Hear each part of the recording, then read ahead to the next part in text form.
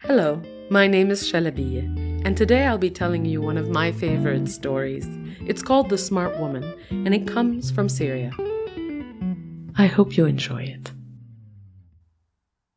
There once was a well-known and much-loved merchant.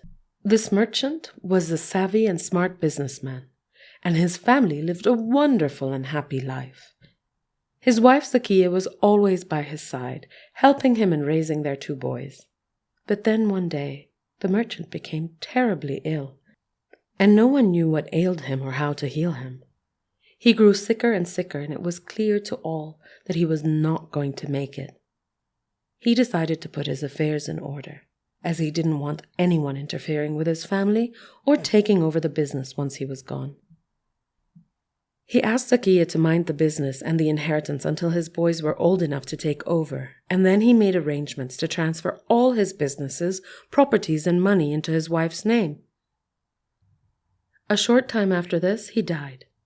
May God rest his soul. Soon after he died, his male relatives and the other merchants in the souk came knocking, wanting to take over the family and the business and the properties. They were shocked to find that everything was in Zakia's name and that she was to manage all the family and business affairs herself.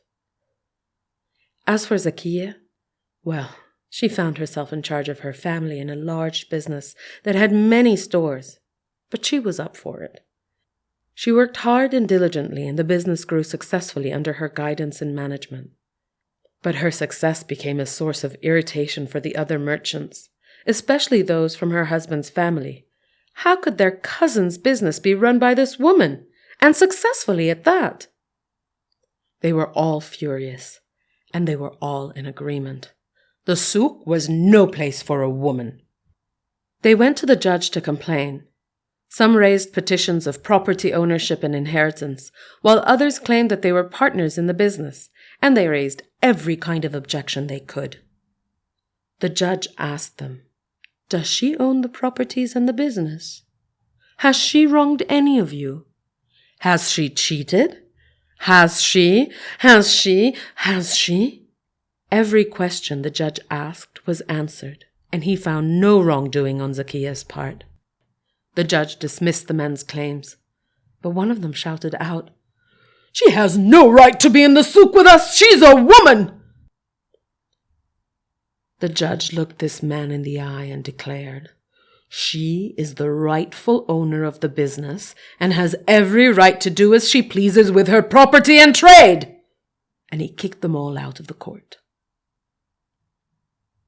Zakia, meanwhile, continued to go to the souk every day. She ran her businesses as her late husband had done, and even better. She was shrewder and savvier than her husband, and her profits kept rising. She gained a reputation of being a smart businesswoman, and the merchants around her became even more and more frustrated and envious. They wanted her out of business and out of the souk. At the time, there was a well-known gang in the city which was run by a strong and ruthless leader. He would spare no one from his gang's evils, and they would collect protection money from all the merchants. Well, all but one, Zakia. The gang leader would always say, "I won't take money from a woman." So when the men came to him with a proposition to remove her from the souk, he was happy to hear them out. They complained about how she was taking over the souk and the trade, that she was getting too big for her own good. She had to be stopped, and these rivals would gladly pay anything to have her removed. This was music to the gang leader's ears, for he too was bothered by the loss of income since she'd come to the souk. He didn't hesitate and declared, "I'll rob her of everything, her money, her warehouses and stores, even her house and gold, all on the same night. I'll leave her penniless so that she won't be able to do business after this. But whatever I steal, I keep, and you will pay the protection money for her stores once she's gone." They readily agreed and went their separate ways. The gang decided to rob her that very night. They were going to plunder everything from her house and then move to the shops. When night fell, They sneaked onto her roof and waited for the house to go quiet and everyone to sleep. Zakia and the two boys were having supper together, and she heard rustling and footsteps on the roof. She wasn't sure what was going on, but she carried on quietly. After clearing the food away, she brought the boys close and said, "Boys, tonight I'm going to tell you a strange story. It starts like this. Once upon a time, in a small village, in a small house, a wee little girl was born." The gang on the roof rolled their eyes. Oh no, story time. But they listened in as Zakia continued. She was beautiful and had all her 10 fingers and all her 10 toes, but she was born with an extra breast. When the men heard that, they pricked up their ears and listened in even more. Their curiosity was piqued. The girl grew up to be the sweetest, kindest girl in the village, and everyone loved her. No one knew her secret except for her and her mother. When she became a woman, she had many suitors, but she found the silliest of excuses to refuse them. She was afraid that her secret would be revealed and that she would be abandoned by her suitor.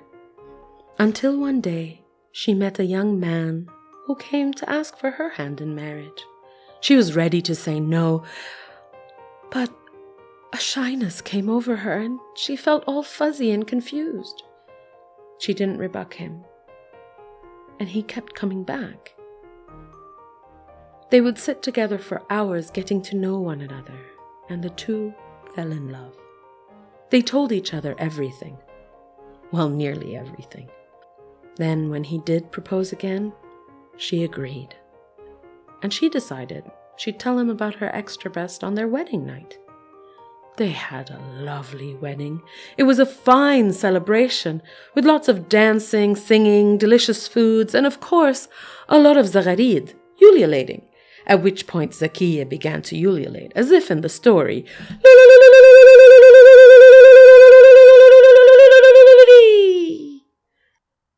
The men who were listening to the story didn't think anything of it, but her neighbors heard the loud, shrill zagrude and thought, "What's this?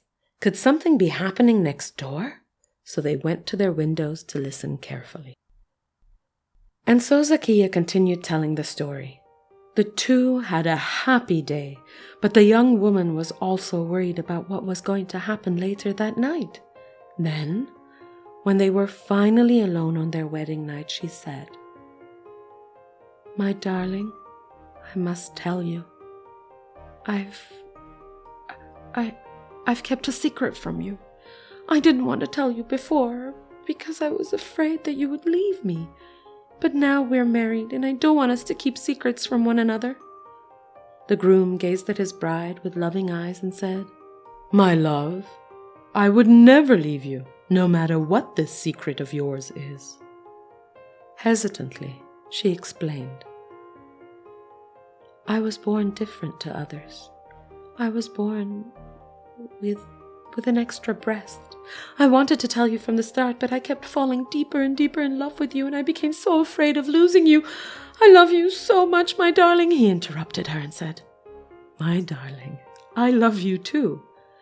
And I don't mind the extra breast, but if it bothers you so much, I can take my sword and cut it off for you."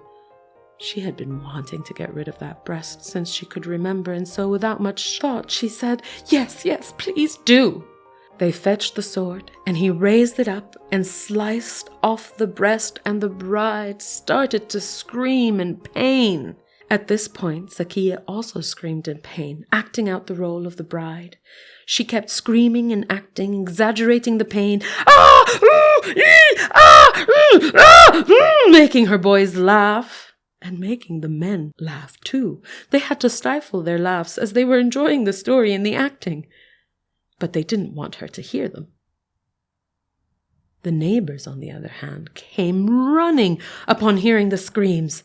She let them in quietly and pointed to the roof, whispering, "There is someone up there."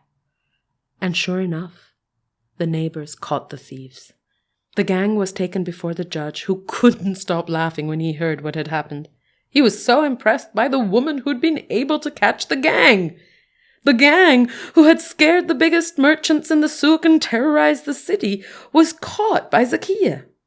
The judge sentenced the gang and the men who had plotted with them to be thrown in jail.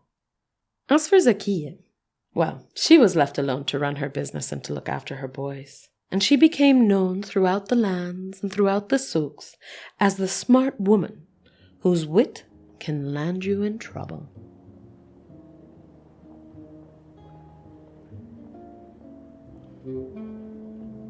I hope you enjoyed the story as much as I did. It can be found in Timeless Tales, Volume 3, حكايتنا حكاية الجزء الثالث. If you enjoyed this story, please feel free to listen to others either on my YouTube channel or my SoundCloud, and please consider supporting my Patreon. My Patreon link can be found in the story description, or you can find it by looking for Shalabieh Al Hakawatieh or Sally Shalabieh.